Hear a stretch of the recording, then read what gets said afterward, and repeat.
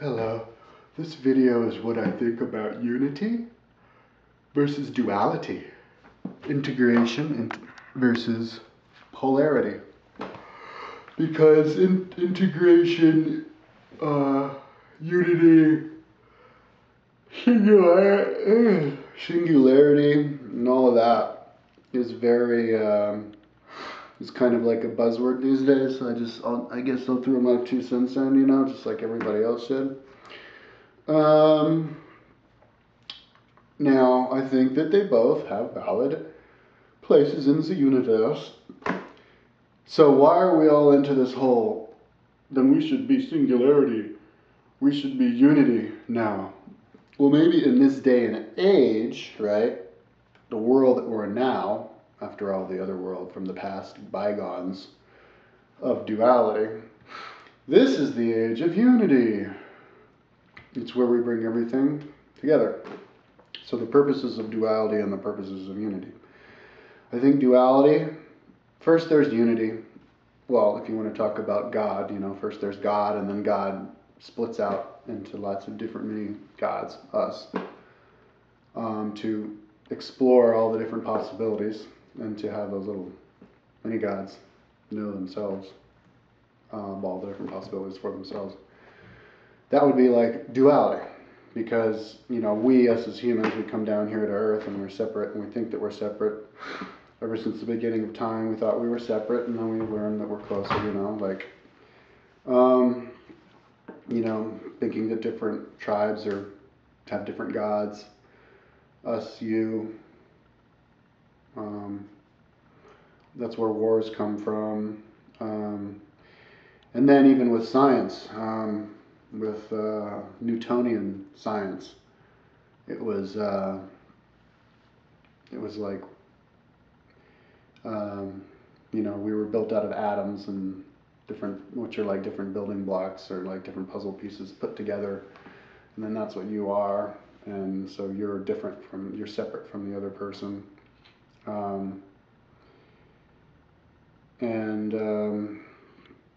so if you believe something, and also because of the lack of education, lack of knowledge back then, people would believe something and they would become a expert in that subject, and they would do their whole life with that. That's where surnames come from. John Smith because he's a Smith, Jim Carpenter because he's the carpenter, Mr. Farmer because he's the farmer, Jack Taylor because he's the tailor, and it goes on and on and on. You do that thing, and then he passes his job on to his son, who passes on to his son. We all did that. So it's like you don't really know about anything else, and you don't even leave your village, and that would be like duality, because even though you're a part of the whole, you don't really see yourself as that. You just see yourself as who you are inside the world.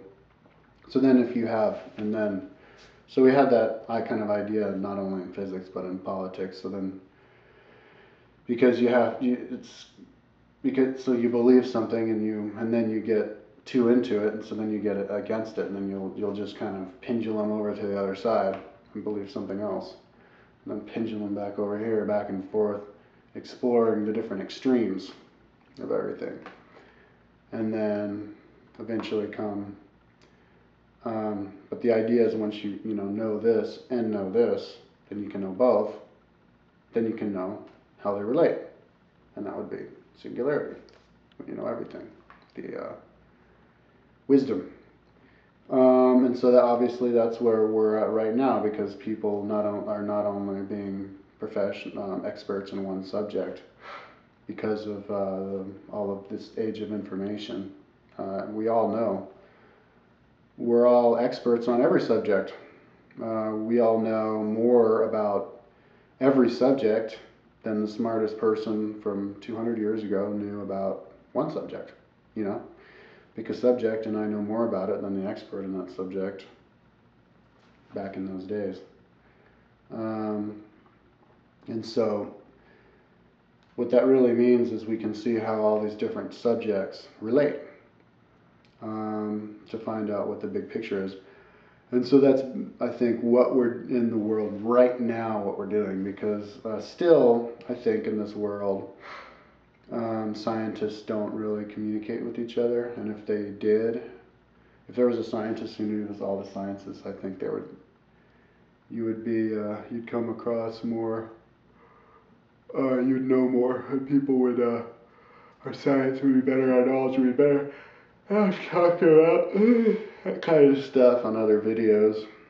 I guess an example, a really quick example, would be growing Earth.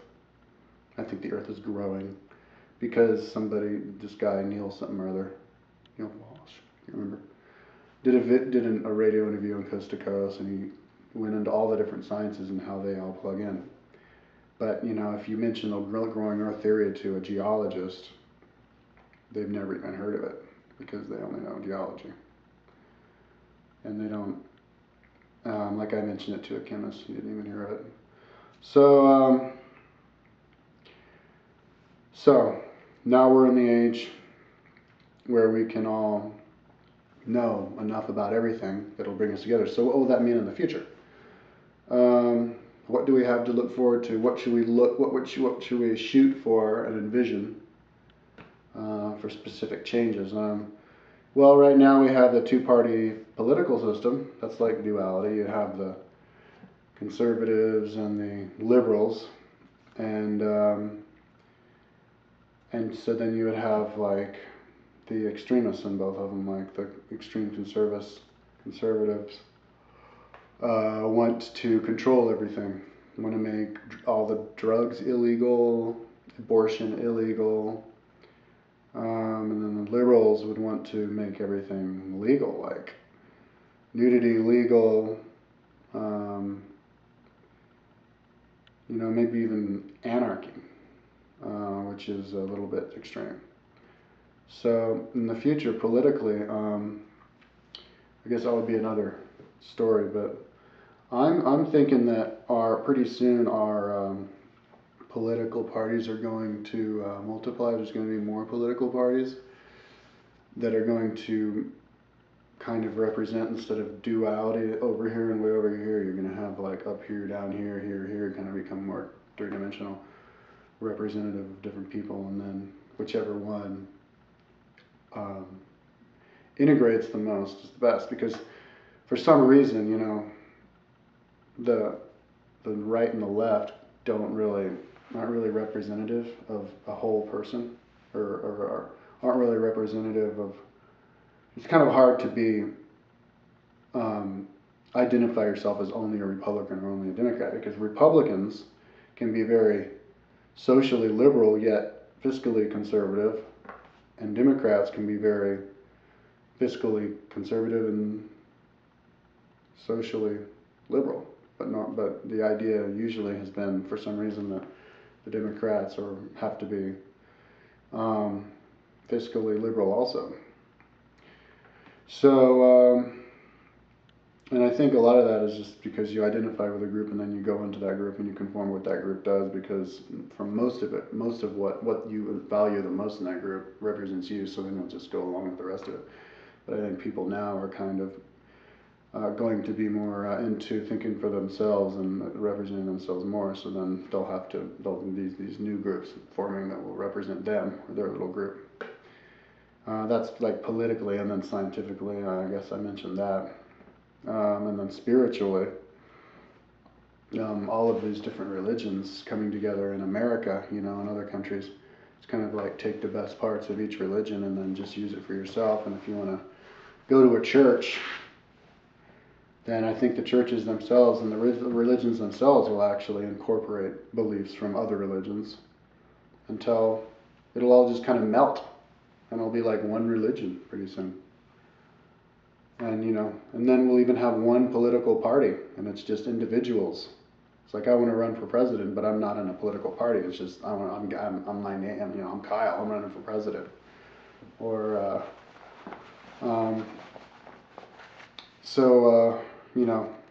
some people may say that if it's all one party, if it's all one religion, if it's all one country, how can you have individuality? But I think you can have more individuality because you're more free to express who you are. You know, you don't have to morph into this polarized group. So that's what I think about unity. And when we all have unity, we don't waste as much energy, you know, trying to conform into somebody else's thing or do somebody else's, and then that will cause more strife within that. So anyway, I'm all out of time, so I can't explain it anymore.